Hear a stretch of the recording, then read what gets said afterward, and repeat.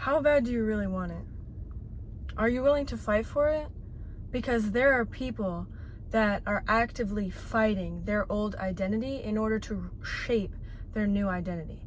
I remember in the past, I had this attachment to food. I was eating emotionally for stress, because I was sad, because I was mad, because I was anxious, because I was tired. I was an emotional eater, and I struggled with overeating because I wasn't listening to my body's physical cues and hunger signals. I was overriding that because my emotions were stronger in the moment, and my attachment to the food was stronger in the moment. And I used that food, and I kept eating and eating and eating. Even though my body was getting in physical pain, I was literally making myself sick because I wasn't eating out of hunger. I was eating to fill a void, to distract myself. I had to actively, for years, fight that old identity that was attached to food. Every time that I had that struggle come up, I had to fight it. When I was going through it, I was actively trying to fight it and to stop. And then afterwards, when I had already done the emotional eating, I would cry, I would grieve over what I just did. I would be upset with myself. I would also just be in physical pain because I literally made myself sick. But in those moments, every time I ate, after that initial moment of deciding I don't want to do this anymore, every moment after that, every time I was emotionally eating after that moment that I decided I wanted to change and I was willing to fight for it, every moment was a lesson. Every moment was a chance for me to see, okay, why? Why am I doing this? Why does this keep happening? What are the circumstances that are making me do this? What is fueling this attachment? I had to analyze, okay, why do I have to fight this? Why am I fighting this? Why is the resistance so strong? Why can't I just stop? It was something greater than just the attachment. It was the root of the attachment. Why did I initially attach to food? And I realized it was because as a child, and I didn't just magically think this up, I spent time, it came to my awareness as I asked myself, okay, if you're not asking yourself, why is this happening? Why am I attracting this experience? Why does this keep happening to me? If you're not asking yourself and introspecting, you're asking the universe, okay, why? And it's also just asking yourself, because if you're putting to your attention, to your brain, okay, I want to know the answer, your brain will give you the answer eventually, no matter how strong the programming is in keeping you from and protecting you from the answer. So through those times when I was emotionally eating, after every moment, I finally came to the realization after a certain period of time going through that, it was because of something that happened in my childhood. My dad, he would watch TV and he would eat. Everything else was kind of taken away from me. It's not really severe, but I didn't have any outlets for emotional relief when I was stuck in survival mode as a child. But what I could do was I could eat and I could watch TV. Why? Because my dad was doing that. And obviously he wouldn't take that away from me because he was doing it himself. So I developed this escape in my childhood, was to eat and to watch TV. And one thing I noticed was that I never struggled with emotional eating without a screen in front of me. I always had a screen in front of me. I couldn't just eat a whole bag of chips, 2 bags of chips, or whatever I was eating that was comforting to me. I couldn't overeat that if I didn't have a screen in front of me to distract me even more. So it took a lot of introspection, and I had to fight. I had to fight myself. I had to fight this conditioning in my mind, this ego in my mind of my old identity, trying to keep me from facing the pain of the truth of why I did these things out of survival. And why was I in survival mode? Because I was in pain, because I was struggling. And then I have to heal from the struggle, from the struggling that I didn't have a chance to release that pain I had within me because I was distracting myself. So over time, through this emotional eating, through this eating out of comfort, eating to relieve anxiety, eating to relieve emotions, I studied myself and I fought. Every time I would literally fight my mind not to get that food, not to get those chips in the grocery store, not to feed into it, not to buy these certain things, because I knew what the outcome would lead to. And as much as I tried to convince myself that it wouldn't, I know that it would deep down. I knew that if I bought this certain bag of chips, I'm gonna eat the whole thing. Why? Because I wasn't facing something. So the point that I want to make is that I had to fight my old identity. I had to fight myself, and I had to fight this old identity that didn't want me to know why I was doing these things, that didn't want me to change, that didn't want me to face the truth and to face the pain of my childhood. That's to say that if you really want something, if you really truly want to change, you will fight for it. Are you willing to fight for it? Because if you're not willing to fight for it, you don't really want it. You say you want to do these things. You say you want to be great like this. You say you want to achieve certain outcomes. But are you willing to sacrifice the old version of yourself? Are you willing to fight your old identity in order to face that truth of something that you've been avoiding and why you're using an attachment to avoid that? Are you willing to fight yourself to it sounds crazy, but are you willing to fight yourself to reach that deep level of pain and then to face that deep level of pain? Not only are you fighting yourself not to feed into certain attachments, you're also fighting yourself to uncover the truth. And the truth is the pain that caused the attachment. The survival mode. Why were you in survival mode? Something was painful. Something was difficult to go through, difficult to live through without support. And you didn't have that support, so you created an attachment. Are you willing to fight that old version of you, that old identity, your ego, your subconscious programming, knowing that through that fight, the end goal is to feel more pain? Because you have to feel the pain of everything that you haven't faced? To grieve it, to release it?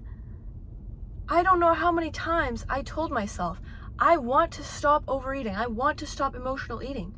But I had this feeling, I knew deep down, like consciously, I wasn't fully thinking this and processing this, but deep down, subconsciously, unconsciously, I had this feeling, I'm not done yet. I still want to keep eating like this. Why though? And every time I overate, and I know it sounds crazy to keep going down the path rather than to just run away from it and to completely avoid the entire situation, I gave myself the opportunity to figure this out, not just to run away from it and to think, okay, I'm never going to eat junk food again. I'm never going to go to the grocery store again. Because yes, I can avoid certain things, but I want to be able to step into a grocery store, walk past the chips aisle, maybe even get a bag of chips, eat a couple when I'm at home, put a clip on it, and store it. That's true freedom. Freedom is not limiting yourself and avoiding the entire situation. The point is not to avoid the entire chips aisle. It's to be able to walk down the chips aisle, not only just ignore the chips while you're walking past, but to go and grab a bag of chips, to go home, to eat a couple, and to be like, okay, I'm done. I don't really want any more. That was good. Okay. Whatever. That's true freedom. And I wanted that. I wanted to break free from my attachments. So I did keep overeating. I didn't just try to run away from the entire... I actually did a couple times, and it didn't work, obviously. These things don't work. They don't work. You can't run forever. You know, like, eventually you're going to have to face the problem. So what I had to do was, not only was I running away from the pain, not only was I running away from the attachment, I was also running away from the entire situation. To completely stop going to the grocery store, to stop stopped going down the chips aisle. I didn't have that level of self-control because the attachment was just that strong. So I was like, okay, I'm not going to go to the grocery store. I'm going to go do something else. I'm going to go somewhere else to get my food. And that didn't work because I was avoiding everything. So what did I do? I continued to go to the grocery store. I continued to go on with my life, to go on with my routine. And I continued to allow myself to overeat. Not because I wanted to, not enabling myself, but when it came up, yes, I did try to fight myself and to fight that attachment, but I allowed myself the opportunity afterwards to really introspect on it. Okay, why did that just happen? Why? What was the trigger? Why did I feel the need to do that? And then I realized, okay, the reason I did that, let's go tip of the iceberg, and then we'll go all the way down to the iceberg. So first, I'm asking myself, okay, why did I overeat? Okay, so today I overate because, I'm gonna give an example. One of the reasons I overate was because I had a test the next day. Okay, so that was because of anxiety then. I overate because of anxiety. So, why do I think that I need to, and I'm breaking this down, the whole iceberg, in one moment, but I did not come to this conclusion. I was not able to do this in the past just like that. This happened over multiple different times, years of me finally coming to these realizations. Okay, I'm eating like this because I'm anxious. Okay, why am I anxious? Because of the test. Okay, why am I eating? Because I'm anxious. That's where we hit a wall in the subconscious mind. Why? Because you're trying to open a door that you've kept locked for years. You're trying to open a door of a survival mode that your brain doesn't want to let go of, your ego doesn't want to let go of, because the ego was shaped to protect you from the past trauma. Which is why it feels like you're going through these cycles, attracting the same thing over and over again, because you haven't released your attachment to that trauma too. Not only your own attachment to survive, but your attachment to the trauma. You have an emotional attachment to the trauma as long as you're not releasing the grief, the pain, the anger of the trauma. You're not allowing yourself to feel the pain, to feel all the emotions. You just shut the door. That's not how that works. You can't run away forever. So in my mind, I was scared. Subconsciously, and my nervous system, I was scared to go deeper. I hit that wall of, oh, why am I eating? Because I'm anxious. My ego wasn't allowing me to get that answer. So yes, I did go through certain cycles, multiple cycles of overeating and then overeating and then overeating, until finally I was just so sick of the overeating that it just budged. Like the answer, I came to the realization when the time was right, when I was finally done. And it was that I was overeating because I was anxious, because of my past, my childhood, because my dad would eat and watch TV, and that's the only thing that I was allowed to do to get some emotional relief from what I was going through in my childhood when I was in survival mode. So I adopted this attachment when I was in survival mode, but I'm not in survival mode anymore. I'm not in this circumstance anymore, so I don't need this attachment anymore. And so that's the deeper level of the iceberg. And so when I reached that point, I still went through cycles of overeating, until I reached the point, okay, let's release this now. Let's release the pain. We're grieving through the pain of our childhood. I had to journal a lot about this, multiple times, about the exact same thing. Every time I overate, I would journal. And then we're gonna go deeper. Okay, now that we're releasing, and we've released this grief, this pain, we released the trauma from it. Now it's just the attachment. So then let's release, okay, let's tell ourselves, our past selves, our inner child, we're safe now. We don't need to keep doing this anymore. That's the next level of the iceberg. We don't need to keep doing this anymore. We're talking to our inner child. We're not going through this anymore. And even though we are going through certain difficulties, there are different outlets that we have now. We can drive. We can go places. We can talk to our friends. We have a certain level of freedom that we didn't have as a child to be able to get different sorts of emotional relief. Now I can go to the gym. I don't have to keep emotional eating. But even then, I still went through cycles, overeating, until I reached that point. Actually, it was because I got myself out of survival mode in school. I was pushing myself way too hard, burning myself out. That burnout was fueling the attachment, even though I was trying to break free from the attachment.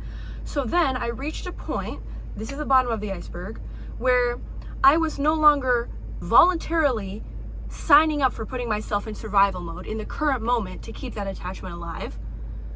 I decided, okay, I'm not going to be in survival mode in this moment either. I'm not just in survival mode, but fight or flight mode, stress mode, just being stressed all the time about certain things in an unhealthy way. Because yes, I still get stressed now, but I'm not overeating. Why? Because I'm not in that survival mode anymore of pushing myself to the extreme and not having an outlet. I have outlets now that I have established in a healthy, sustainable way. But I got out of that survival mode mindset. And then the attachment slowly started breaking free. It slowly started releasing.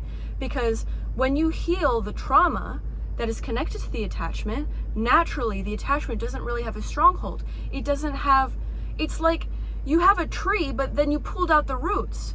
So now the tree is all wobbly and eventually it's going to fall. And that's what was happening over time, gradually. And then I reached a certain point when I was no longer attached to the food because it wasn't serving me anymore. I had healed from the trauma and the pain and being in the survival mode. I had released being in survival mode. I had released everything from the past that was keeping me in this attachment. So there was no root holding the attachment in place. And then after a certain point, there was nothing fueling the attachment currently. So I no longer put myself in survival mode in my current reality at the current time. And then naturally the attachment just went away because I had broken free the old identity and I had become a new person. I had become someone that did not eat to relieve myself. Gradually over time, it wasn't really happening that much. And then it was where in the past I would overeat to a point of making myself sick. And then after some time, after a couple years, I would only overeat in certain circumstances. And then I would only overeat a little bit, just a little bit, so that I'm a little more full than I should be. Or I'm eating something I shouldn't be eating, or I'm eating not because I'm hungry anymore.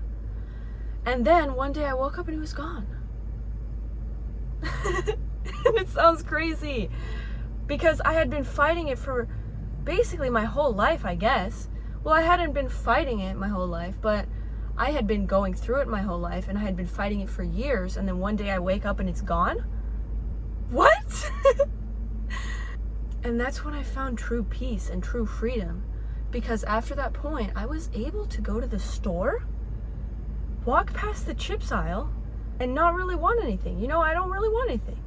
And then after a couple of months, I walked down the chips aisle, I'm gonna get this. It looks good.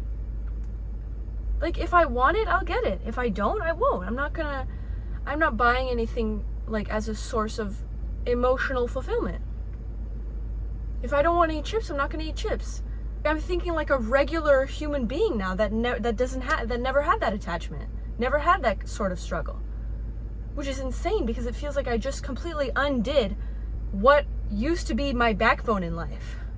And now it's like you wouldn't know that I went through that because I have completely rewired my brain, completely rewired who I am, and completely shifted my identity into someone new. And because your ego is this identity that is protecting you from trauma.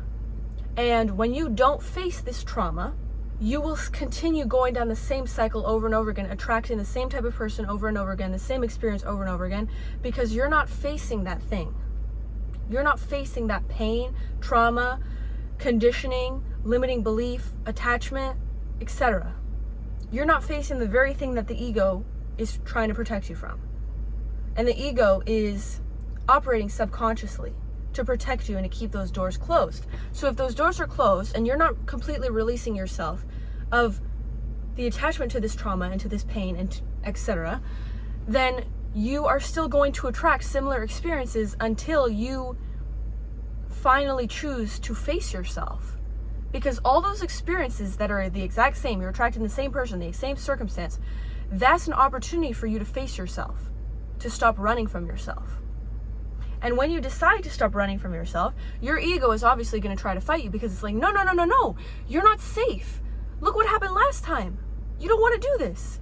Because if you release, then you're not going to be prepared. But the truth is, you don't have to hold on to this pain. You don't have to hold on to this conditioning, to this trauma, because it's not keeping you prepared. It's not preparing you. If you heal from the trauma, then you will be prepared. Why? Because you don't even have to be prepared in that sense, because you're completely released yourself from attracting that sort of situation to begin with. You need to shed this identity, this old identity that is attaching. And there are different, it's like a collection of identities, because, and it's all it's all jumbled up into one big identity, which is the ego. But all these little things that make up your identity, connected to different traumas, to different limiting beliefs, to different conditioning. Every time you release and you heal from and you grieve that pain that is the root cause of what is keeping you in that identity, you are releasing the little clusters that make up that identity, the ego. And when you do that enough, to a point where there's nothing left, you've completely shed the ego. You've completely shed that old identity. You have shed the very thing that was trying to protect you from what you were choosing not to face. But now that you faced it, there's no need to protect you. Because the very thing that the ego was trying to protect you from, the old identity was created from, was the past trauma. And now that you've healed from that, and you've released it, and you've rewired your mind to operate in a different way, that old identity is shed, the ego is shed. And now your soul is overpowering that. True confidence is overpowering that, rather than this egoic, fake illusion of confidence to try and keep you from healing what the exact thing that is keeping you from true confidence. Your insecurity. Why are you insecure? Because of something someone told you. Conditioning. See? It's all connected. And so when you release that, when you release those little parts of you that created that identity, you now have a new identity. You're no longer shaped by the ego's protection. You're no longer shaped by trauma. Now, it's like I'm a completely different person, but at the same time, I'm more me than I've ever been. I've just released everything that I'm not. I've released the identity that wasn't me, that was created out of survival mode, out of trauma. I healed the root, which was, I healed the trauma. The identity no longer had a stronghold. It was releasing. It was going away. It was dissipating. And naturally, I built a new identity. I rewired myself. Because when there's no more old identity, now you have a chance to rewire yourself. Okay, I'm not eating out of attachment anymore, then what am I going to do when I get anxious again? When those emotions come up again? Because I have to do something, or else what am I going to do? Fall back into the emotional eating? But then at the same time, even if I chose to go down that route of emotional eating and overeating again, it wouldn't work really, because I didn't have an emotional attachment to doing that, because there was no trauma backed by it. There was no ego fueling it. So then it wouldn't even work really, because there's like, I'm just shoving stuff in my mouth. I've completely detached the emotion from it. So now I have to do something with emotion connected to what I'm doing that is going to provide me with relief from anxiety, from whatever emotional turmoil I'm going through. And I figured out through trials, I figured out what worked for me. And for anxiety, and this was during a point when I was still kind of falling back on overeating, not overeating to an extreme extent, but falling back to it just how I just explained, but I wasn't emotionally attached to it anymore, so it wasn't working. And that's why I actually ended up trying to figure out different ways of regulating my emotions, because I wasn't attached. I wasn't emotionally attached to the overeating anymore. So what the heck is the point? I wasn't attached to the food anymore. What's the point? It doesn't even work, because the whole purpose of it was to keep me from feeling. And now that I've faced those feelings, then there's no point. And so now, okay, what am I gonna do? I don't want to overeat because I'm not emotionally attached to that anymore. So what am I gonna do to stop myself from feeling this way? Okay, I'm anxious. What can I do about it right now? I'm gonna go on a run. I need to be active. I think I just need to run. So what did I do? In the middle of the night, in summer, I ran around my backyard in circles like a lunatic. I didn't like running. I didn't have any prior experience with running. I just ran as slow as humanly possible. I ran until it was honestly silly. Until it was silly to keep running, because I had already, I was making myself laugh at that point. I was out of breath. I was not in shape. Because I hadn't trained in running. So then I went back inside, and okay, so now I don't feel as anxious anymore. I feel good now because I moved my body. So then my brain was doing okay, was calming down, because when you move your body, you're getting out of your head. So my point is, your ego is trying to protect you from facing these truths, this pain, this trauma. You have created these attachments out of survival mode. In order to release the attachments, you have to fight it when you're going through it, and to ask yourself to constantly fight and demand it of yourself to reveal the truth. And then when you have the truth, when you have that eye-opening realization, oh, this is why, you have to face it and release and grieve whatever you need to grieve, feel the pain, whatever you need to feel in order to release it. Journal about it, do whatever you need to do, as long as it's not harming anyone else. And accept it. Allow it to just exist without attaching to it anymore. And then once you have accepted that and talk to your inner child, like, okay, you are safe. Whatever limiting belief you had, rewire that. Tell yourself the opposite. You are loved. You are capable of being loved. Whatever it is, it's a fill in the blank for whatever circumstance, whatever limiting belief, whatever attachment. And once you rewire that and you heal your inner child, then you have healed the root of the problem, the root that is causing the attachment. Then the attachment will naturally slip away, as long as you are not, whatever you were using the attachment for, you are replacing it or actively trying to implement ways to replace it, such as, let's say if you're anxious, go on a run. I would say walk, but I feel like walking is not, do some like high intensity cardio or something like that, because it'll keep you really out of your head. It'll get you out of your head quickly. And then if you're angry, if you're stressed, find other ways to deal with these things, or just face them head on. I've reached that point where now I can face these things head on because I know how to transmute the energy. And I talked about that in a past video. And if I haven't talked about that in a past video, please remind me, because hopefully I've talked about that in a past video. If not, yes, I'm pretty sure I have. If not, I will make another video talking about it if you'd like to see that. I have learned to transmute that energy. So if I'm feeling angry, I transmute that energy. If I can't release it, I'll transmute it. Sure, in the moment, I can release it by like crying if I need to cry, or whatever it is, emotional release. I'm able to do that now because I have opened up the gateways.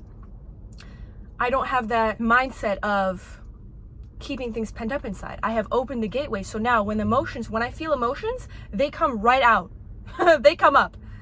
I don't force them down, because when you're forcing emotions down, that you're actively doing that. So you can actively change that. You don't just do that naturally. That's something that you trained yourself to do, and you can train yourself out of it. Okay? Just like how you trained yourself to think negatively, you can train yourself out of it. So then once you have obviously I would say the first step is to find a way to replace that attachment with a healthy, sustainable alternative. So, you know, what I was saying before. And then mastery level is when you're just facing that stuff head on, allowing it to come out, to release it. And if it's too heavy too strong to release, that you can't release it in the position that you're in or in the current circumstance that you're in, you transmute it into a different energy, because energy can be transmuted. You can redirect it into something else, into a different source, into your life purpose, into something positive. So yeah, I originally started with this video talking about, are you willing to fight for it? The reason I said that is because you have to constantly be fighting that old identity. It's going to try and give you punches like, hey, we're not getting out of this. What are you trying to do here? We're staying right the way we are. You're not safe. And then you have to fight it and be like, no, I want to know the answer. Why do you exist? What is the root of this identity? You have to fight and fight and fight until boom, the wall breaks, and then you have the answers. And then you decide what you want to do with that. You heal through it because you're already facing it head on. What are you going to do next? You heal from it. You release it with love. You detach from it by releasing it, by feeling the emotions that were attached to it. And then that old identity falls apart, falls away. And now your ego doesn't have that stronghold because your ego was created out of the trauma. And now that trauma has been released and healed from, you don't have that old identity telling you, no, keep eating. Keep doing whatever you're doing. Keep staying attached. And then you're a new person. And it feels like you were never attached to anything in the first place. And then you don't look like what you've been through, and you don't act like what you've been through. And it's insane, and it's kind of confusing and weird, but it's beautiful because it's like you get a new life. You get the opportunity to live a new life as a new person. You have this new identity. You've rewired yourself into doing things that are actually beneficial, and into mastery level, into transmuting your energy. Rather than doing other things, you're transmuting that. And now you have fuel, because this is energy. You have fuel for your life purpose, for what truly matters to you. And that's beautiful. So let me ask you this. Are you willing to fight for it? Do you really want it? Because if you want it that badly, the answer will come. And you better be ready to face it. That's all I have to say. Thank you so much. I hope you have a beautiful, amazing day, because we don't need actually. Just have a nice day. Okay, hit the like button if you like this video. Hit the subscribe button if you want to see more. And post a comment if you have any questions. If whatever you want to see, I can make a video on that, because I can dive deeper into this stuff, okay? So please let me know. Thank you so much. Have a nice day. Oh, also, I have Substack now. It's a writing platform. It's like Twitter, but without it's not really social media. It's not social media. You just write. So I can write short notes and long paragraphs, and I can also write articles that go directly into your email.